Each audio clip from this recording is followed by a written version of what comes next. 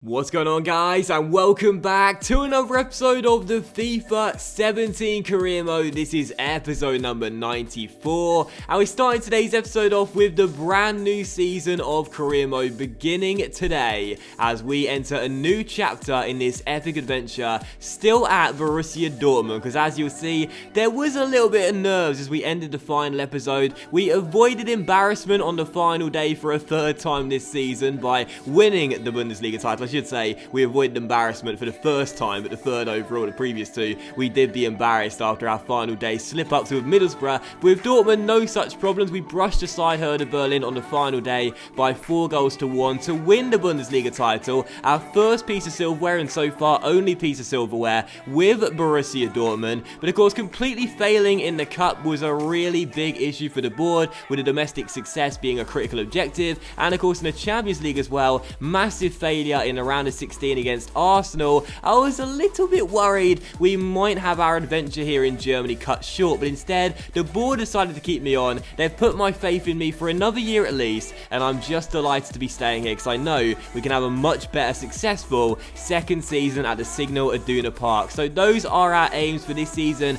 in the board, entering season 5 and season 2 with Dortmund. We got to win the league title once again, retain it. We got to win the Deutsche Pokal this year as well, and also reach the final of the Champions League. So 2 trophies required this season for me to keep my job, and also reach the final of Europe's Premier competition as well. Now, can we do that? I would certainly think we can with the players we got, and the budget this season is £51 million.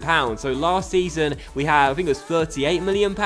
This season £51 million, plus whatever money we get from the tournament as well, the pre-season tournament, as we get into the one with the most prize money, as per usual on my channel. Always pick the one with the most prize money in simulated games as well. Well, I do believe those objectives again are definitely achievable. And of course, don't forget this season too, we have our fantastic squad, and also 2 new players coming in as well. Now, of course, one of our random right backs, Stenzel, left the club. We don't really care about that, but the 2 players coming in I think are really going to help us this season. Michel Weiser, a right back that can also play right wing as well, and also Stefan El Shaarawy, my long-term replacement for club captain Marco Reus. So 2 good players coming in, especially the latter, El Shaarawy. And of course, this is our team as we enter season 5 with Borussia Dortmund. It's a really, really awesome team. There are so many good players. You'll see the stats and also the player profile too of the 2 new signings already, Michel Weiser and also El Shaarawy as well. And if you take a look at this team here as well,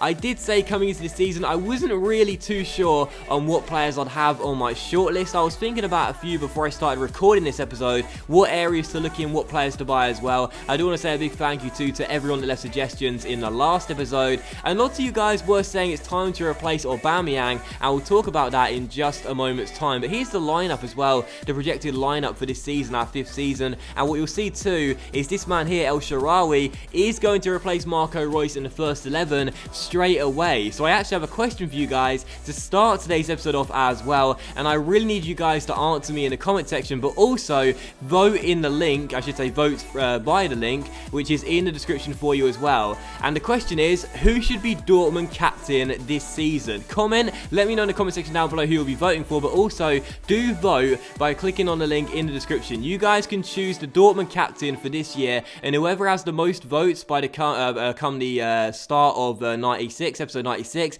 I will make them captain. So let me know in the comment section down below, but also vote by clicking on the link in the description to choose the Borussia Dortmund captain for our 2nd season. As Royce drops to the bench, El Shaarawy comes in, we need a new player to take that armband. Who should it be? I'm letting you guys make the choice. Don't forget to tell me who you're voting for in the comments, but most importantly, don't forget to vote by clicking on the link in the description, and you can choose the new skipper of Borussia Dortmund. But anyway, a few players do have their contracts up coming the end of the year as well. Hernandez, Pereira, Kagawa, Schürrle, and also Flume too. Now, you did see that I gave 3 contracts there to the younger players, but I am going to let Shinji Kagawa and Andre Schürrle go this year. And as for new signings with Borussia Dortmund, well, I did say, as I said a minute ago there, a new striker may be a good area to look into, with Aubameyang decreasing in stats despite him being the top scorer in the division last year. year, and also 2 players retired as well. And my main target for a new striker is the Bayer Leverkusen frontman and former Hoffenheim forward,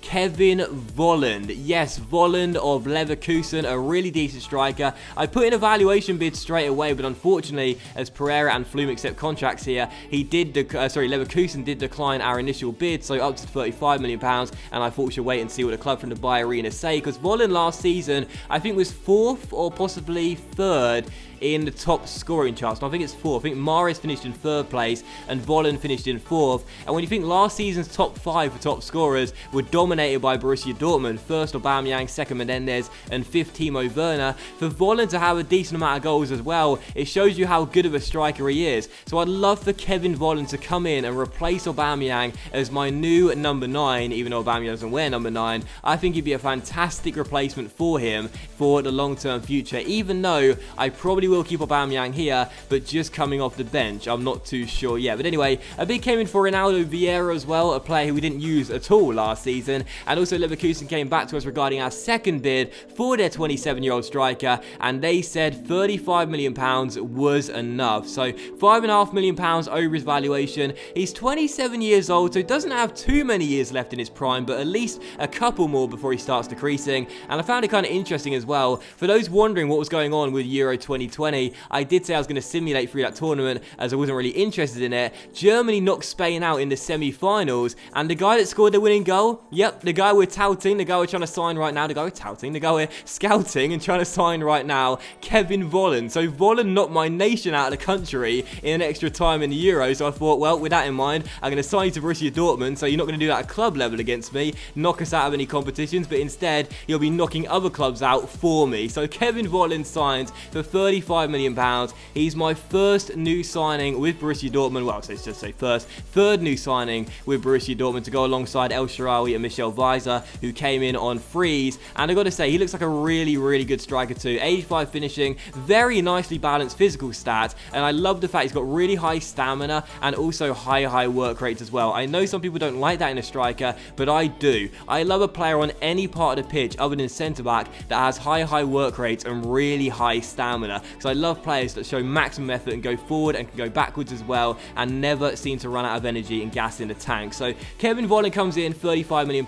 I'm not sure whether I'll start him up top with Aubameyang or Timo Werner. You'd probably think the former based on last season, but if we're thinking about the future of Borussia Dortmund, maybe a better idea to go with the latter and put Aubameyang on the bench and have him as an impact sub this year. I'm not entirely sure. He'll start this season regardless, but who he plays up front with this year, Werner or Aubameyang, I'm not too sure. Maybe that's another question you guys could answer in the comment section down below. For the time being, it probably will be the guy that was the top scorer of the division last year, but again, I'm not entirely sure. Present or future, not sure what to prioritise with. But anyway, we were playing the pre-season tournament as well. We got ourselves into that group there with Red Bull, Liverpool and PSG as well. We won the first 2 group games, so we're already pretty much guaranteed to be going through to the knockout stages. And also had a bid for this guy here, Patrick Fritsch too, a 66 overall, 21-year-old centre-back. We only used him like once or twice last season, so he can go. That's totally fine with me. And also a bid for Ginter as well from Everton, which despite Weiser coming in, I did decide to reject because I do like Ginter, as he can play right back, centre back, and also a little further forward too. So Ginter stays, but Fritsch can go. And as you'll see, our final group stage games against PSG, and we drew this one 1-1 to qualify for the semi-finals, where we would take on Benfica in the pre-season tournament. So Fritsch goes, and that's okay with me. As you see, we did top our group day confirmation undefeated as well. Very, very nice to see, despite the fact, as I said before, I don't really care about this feature at all. But I guess it still is pretty nice to go as far as you can, because you get a bit more extra money, which is always important. And also confirmation there, Fritsch does indeed go for under his valuation. So players like Fritsch and players like Vieira, you may notice we could probably get the valuation or more for them, as they're still quite young in their careers and could develop pretty nicely in the future. But when those players are so basic and so reserve standard at very best and probably aren't going to improve to your liking, it's probably best just to sell them for whatever fee you can get really and not rock the boat. So I thought if I can get them out of the club as soon as possible, I'll just take whatever money I can get, and I don't really care if it's less than what their valuations are. But anyway, we also got through to the pre-season tournament final as well. We brushed aside the Portuguese team Benfica in the semis, and would also face Montreal Impact in the pre-season tournament final. So they beat PSG in the semi-finals, which I thought was kind of interesting. Certainly not beyond the possibility, but still interesting regardless. They would have been massive underdogs, and we brushed them aside in the final to win the pre-season tournament. So again, it's kind of nice to go as far as you can for that bit of extra money, but I'm going to include that in the speech bubble. But it's not really something which, again, I would have been too fussed about if we went out an early round, as we have done in most of the preseason tournaments in pretty much any career mode I've ever done. I've only won it like 3 or 4 times, but still. We also bid for Andre Schürrle here as well. Now, I did mention way back at the start of the episode that Schürrle and Kagawa were on my to-sell list. Now, Kagawa was definitely going to go, as he is a player who I don't really have much need for now that Menendez is just asserting himself as one of the best cams in the world.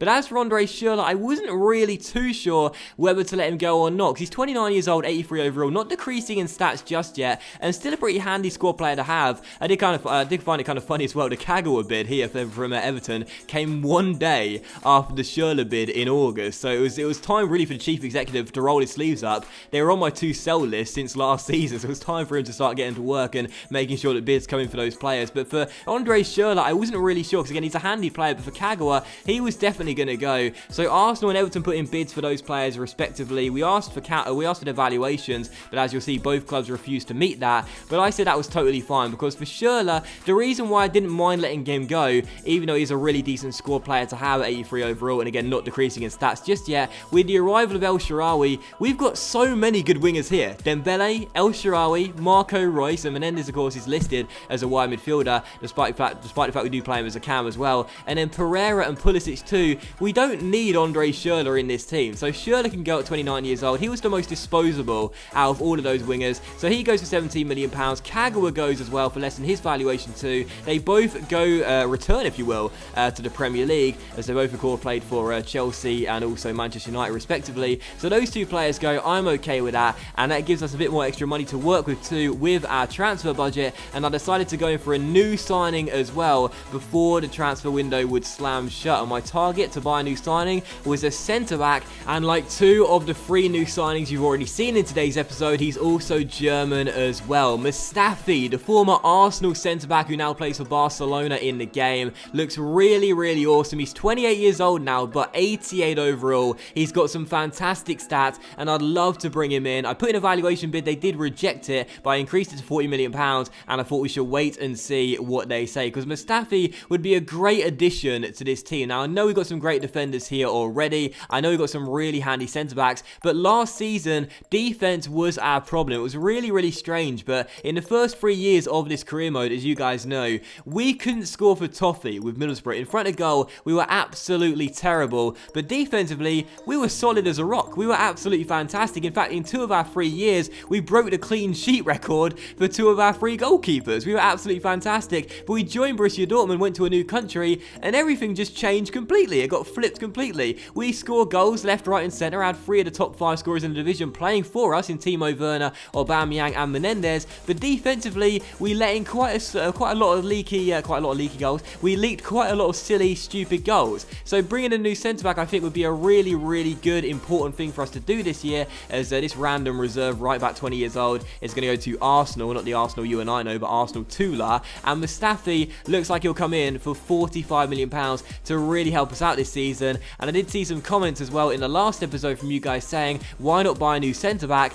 and push Davis to defensive midfield, as that is his natural position, and all throughout his career he's been playing a little bit deeper in the centre-back role. So because of that, I thought that's not a bad suggestion from you guys. Mustafi coming in, I think, would really help us out this season, help us defend much, much, much better, help us pick up a lot more clean sheets. I'm sure Michael Muller will be glad to see him come in if he does come in, and I think he'd be a great signing, even though we are buying him for £10 million over his valuation. So another bid comes in here from for Ginter from our former team, funny enough, Middlesbrough, but I said to whoever's managing them now at the Riverside Stadium, hands off, he stays with us. Mustafi does accept his contract and does decide to come in, and I got to say, for £45 million, I'm really pleased to see him come in, because for 28 years old, he's probably only got 1, 2, or possibly 3 years left in him before he starts decreasing, but we probably won't stay here at Borussia Dortmund for longer than that, so because of that, we'll get him at his peak when he he's at his best, 88 overall, a fantastic defender with some really, really awesome stats. He's on a ridiculous amount of money, 275 grand a week, but I don't mind if he helps us deliver more silverware this year